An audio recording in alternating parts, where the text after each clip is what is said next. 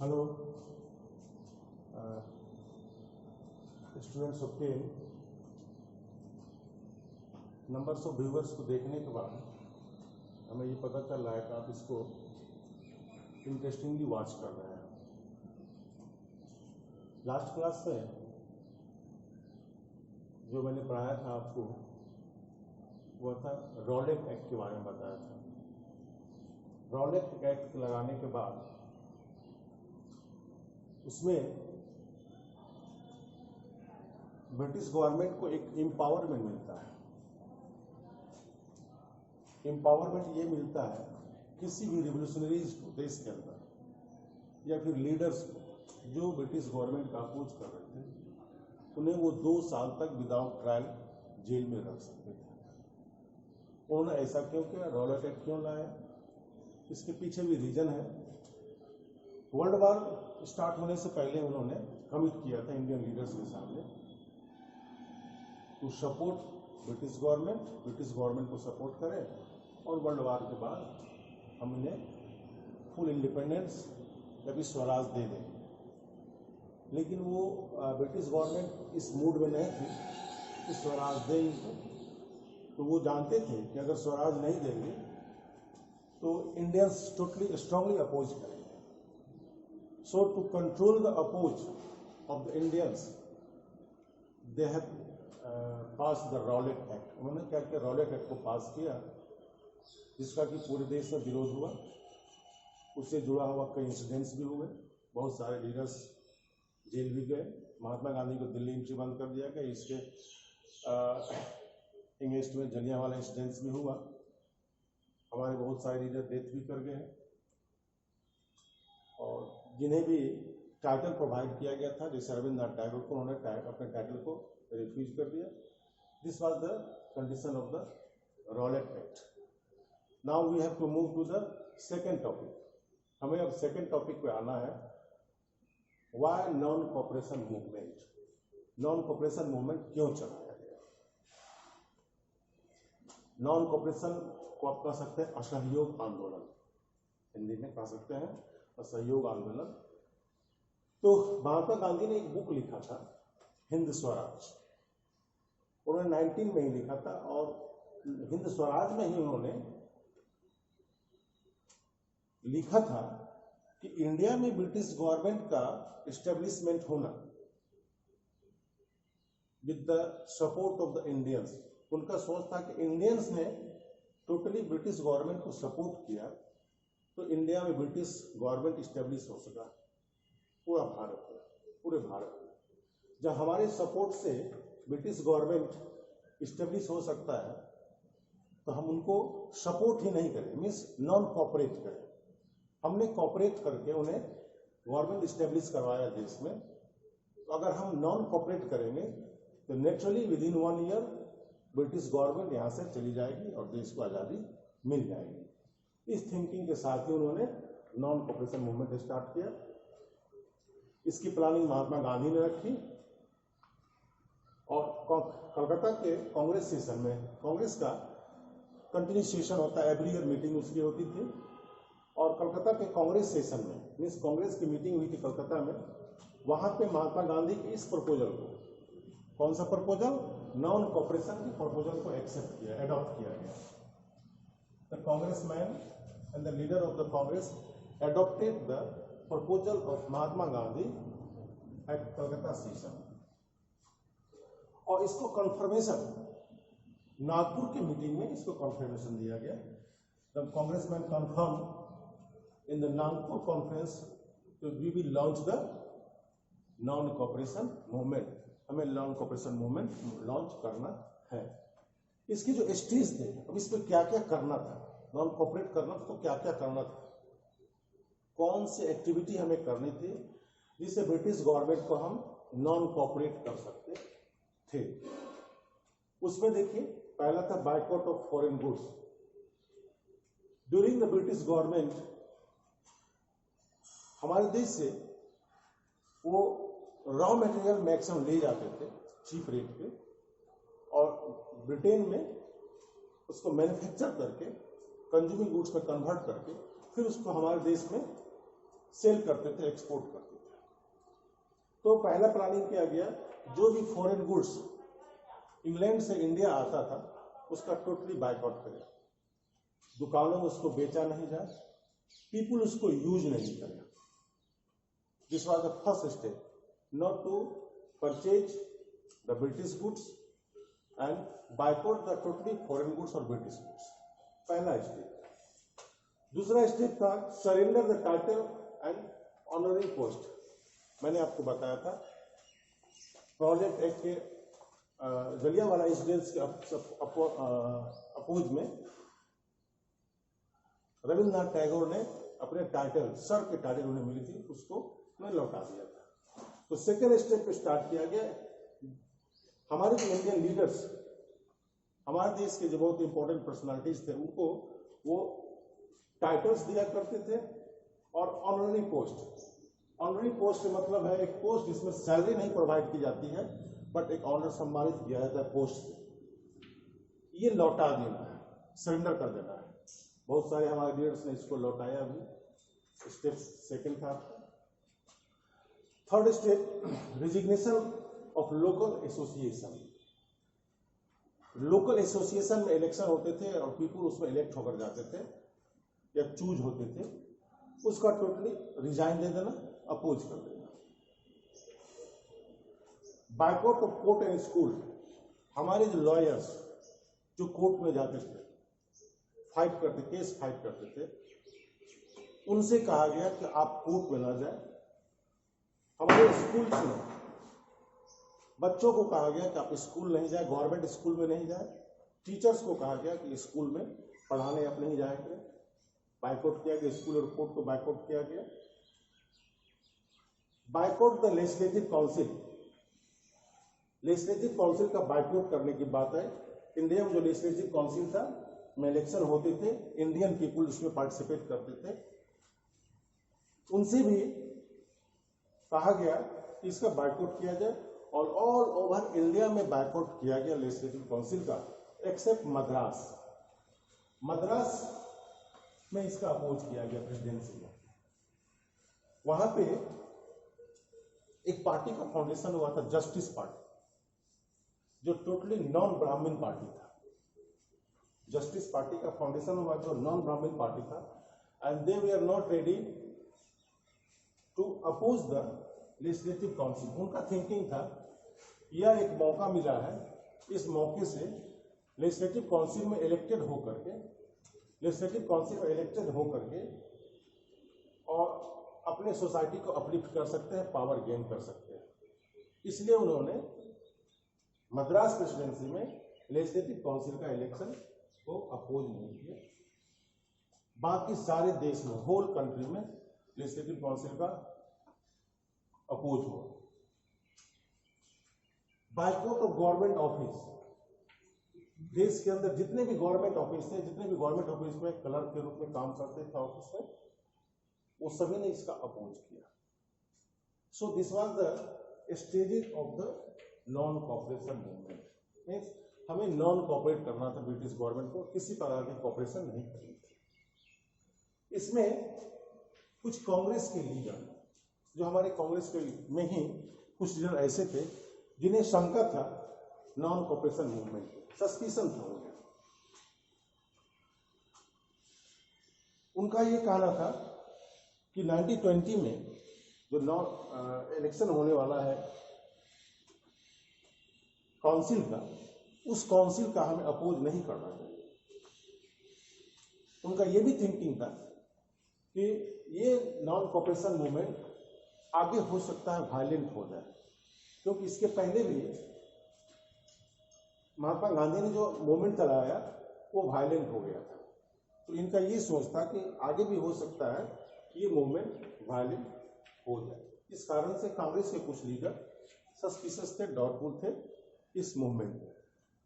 हमारा जो दूसरा टॉपिक है वह है मूवमेंट इन द टाउन। अब ये देखना है इसमें कि सोसाइटी के और किस तरह के सोशल ग्रुप्स ने इसमें पार्टिसिपेट किया नॉन कॉपरेशन मूवमेंट में। सोशल ग्रुप, सोसाइटी बटे हुए हैं, कई ग्रुप हैं, या फिर शहर में और गांव में बटे हुए हैं। तो किनका किनका पार्टिसिपेशन इस मूवमेंट में रहा उसके बारे में पढ़ना है। टाउन में पहले पढ़ना है कि टाउन में नॉन कॉपरेशन मूवमेंट का पार्टिसिपेशन कैसा है। शहर में बायकॉट किया गया टोटली, स्कूल का बायकॉट हुआ, कॉलेज का बायकॉट हुआ, कोर्ट्स का बायकॉट हुआ,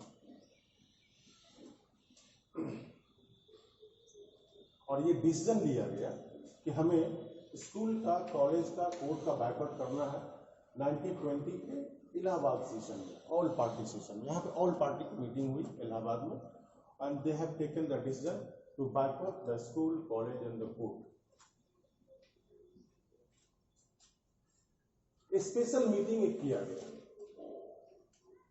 कलकत्ता में, ये डिसीजन लेने के लिए मीटिंग हुई, और कलकत्ता में इस मूवमेंट को लॉन्च करने के लिए एक अलग मीटिंग बुलाया गया ताकि इसको एक कोई डेट से, फिक्स डेट से लॉन्च किया जाए।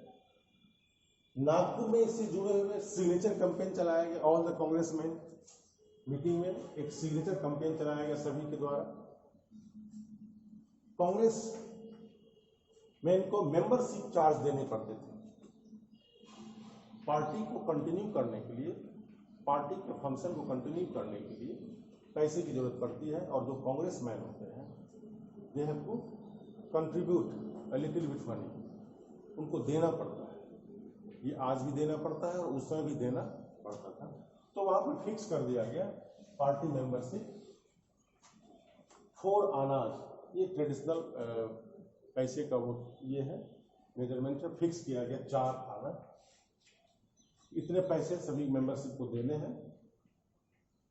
और कांग्रेस वर्किंग कमेटी का फॉर्मेशन किया गया, ये शहर में स्टेप्स लिए गए। दूसरा, अब इसके तहत ही 2 तरह के एक्टिविटीज हुए, एक कंस्ट्रक्टिव एक्टिविटीज और एक निगेटिव एक्टिविटीज हुआ। कंस्ट्रक्टिव एक्टिविटीज देख लिया जाए। कंस्ट्रक्टिव एक्टिविटीज में आपका है establishment of school and college. अब यहाँ बात सोचने की है कि जब आप स्कूल और कॉलेज और कोर्ट का बायकॉट करेंगे तो ये टीचर, ये स्टूडेंट कहाँ जाएंगे पढ़ने के लिए? उनके लिए एक सब्स्टिट्यूट चाहिए, प्लेस जहां वो पढ़ सके, और जहां पे जो आपका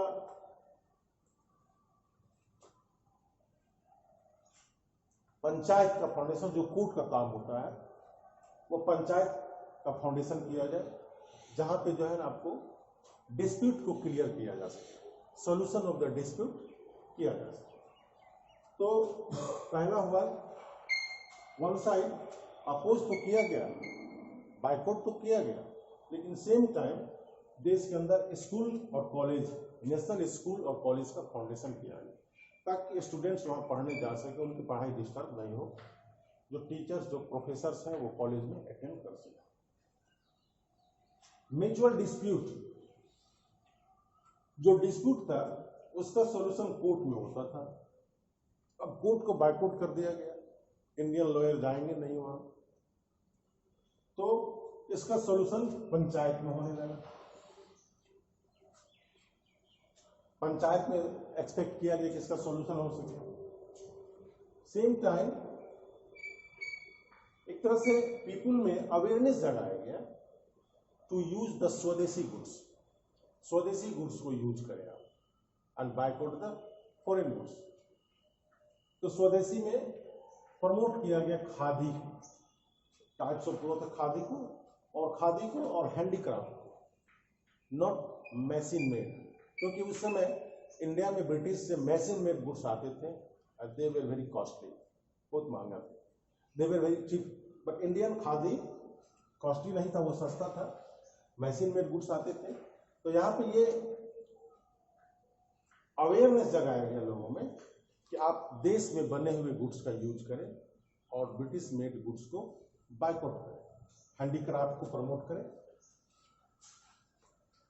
हार्मोनी बनाकर रखें। इसके पहले भी मैंने बताया आपको कि महात्मा गांधी ने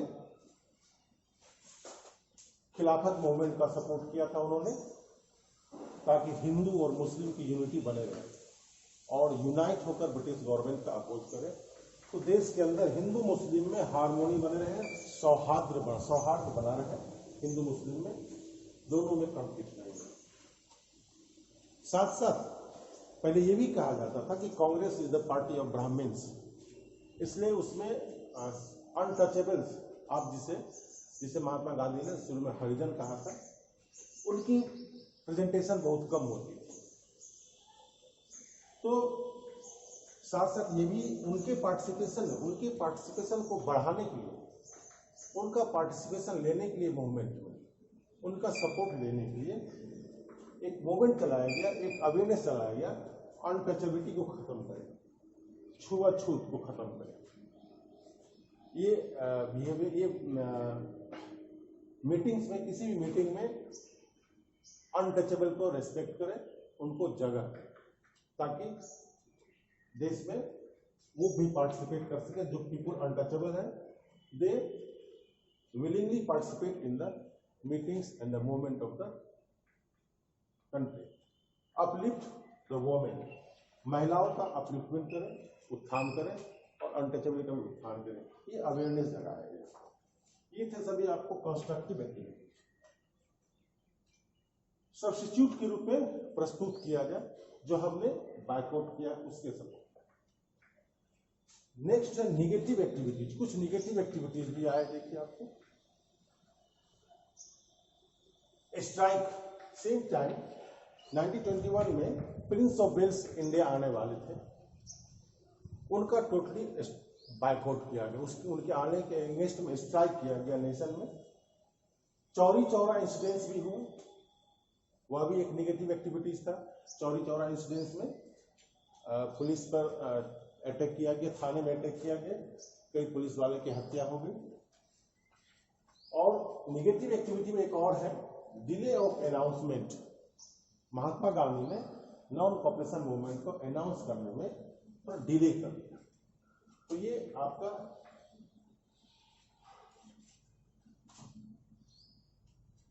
नेगेटिव एक्टिविटीज में काउंट हो गया।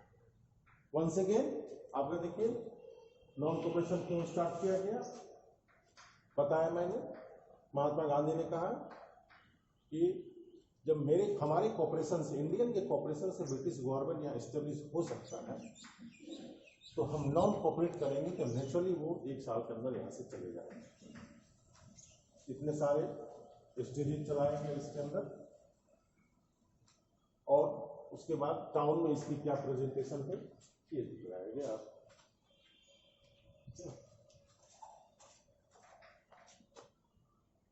बोलो सर। ठीक है, अब हमें देखना है नॉन कॉपरेशन मूवमेंट का क्या इम्पैक्ट रहा। नॉन कॉपरेशन मूवमेंट फुल्ली चला, इसका क्या इम्पैक्ट पड़ा हमारे देश के ऊपर, इसको देखते हैं। इसके 3-4 पॉइंट है।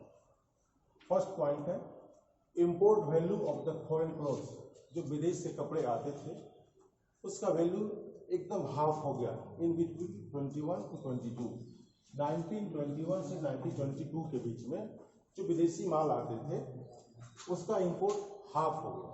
आप देख सकते हैं पहले 102 करोड़ होता था और ये 57 करोड़ तक पहुंच गया, बहुत बड़ा इफेक्ट पड़ा। Traders refuse to trade foreign goods. जो ट्रेडर्स हमारे देश में थे उन्होंने हार्टेडली सपोर्ट किया नॉन कॉपरेशन मूवमेंट में। वो इसमें इन्वेस्ट करना ही नहीं चाह रहे थे, उन्होंने इन्वेस्ट करना बंद कर दिया, फॉरेन गुड्स को सेल करना ही बंद कर दिया।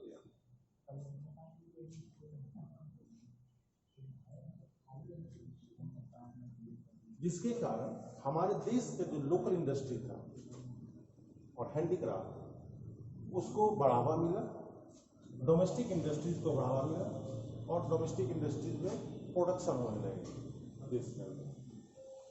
लेकिन मूवमेंट कमजोर भी हुआ साथ साथ 1920 के बाद। आफ्टर 1920 जो नॉन कॉपरेशन मूवमेंट था वो कमजोर भी हुआ, क्योंकि जब अवेयरनेस जगाया गया लोगों में to use the Indian made goods, to use the swadeshi goods and boycott the foreign goods, तो देश के अंदर उस समय खादी का प्रोडक्शन होता था और वो हैंडीक्राफ्ट होता था, हाथों से बनाए जाते थे। इसका प्रोडक्शन में डिले होता था और ये महंगे भी होते थे। और मैंने आपको बताया जो ब्रिटिश मेड गुड्स होते थे, मिल मेड गुड्स होते थे, वो बहुत सस्ता होता था। हमारे देश में पॉवर्टी थी, maximum people British mades goods और क्लॉथ यूज करते थे। इसके कारण कुछ दिन तक तो इसको स्टार्ट किया गया, लिया गया खादी को, लेकिन महंगे होने के कारण फिर सभी लोग लौट कर चले आए ब्रिटिश क्लॉथ को यूज करने। हमारे देश में जो वेल टू डू मेंबर्स थे, धनी मनी व्यक्ति थे, वेल्दी पर्सन थे, वही इस खादी को यूज करवा रहे थे क्योंकि महंगा होने का। पुअर पीपुल ने फिर अपने आप को ब्रिटिश क्लॉथ को यूज करना स्टार्ट कर दिया। सेकेंड, मैंने बताया आपको कि स्कूल और कॉलेज का भी बायकॉट किया गया, लेकिन जितने स्कूल कॉलेज का बायकॉट किया गया उतने स्कूल कॉलेज का फाउंडेशन देश के अंदर नहीं हो पाया। A limited college and schools were founded in India for the students and the teachers and the professors. सभी जगह नहीं हो पाया। सब्स्टिट्यूट के रूप में उतने ही कॉलेज और उससे ज्यादा कॉलेज और स्कूल का फाउंडेशन हो तभी वो स्टूडेंट उसमें जा पाते पढ़ने के लिए। जब फाउंडेशन नहीं हुआ स्कूल का, कॉलेज का, तो लास्टली जो स्टूडेंट्स थे, जो टीचर्स थे, वो धीरे धीरे फिर लौटने लगे अपने वर्किंग सेक्टर की और अपने स्कूल की और अपने कॉलेज की। So this was the effect of the impact of the non cooperation movement. Thank you. आप इसको नोट कर लेंगे, लिख लेंगे, और जैसे चैप्टर एंड होगा मैं सारा क्वेश्चन आपको इसका लिखवा दूंगा। Thank you.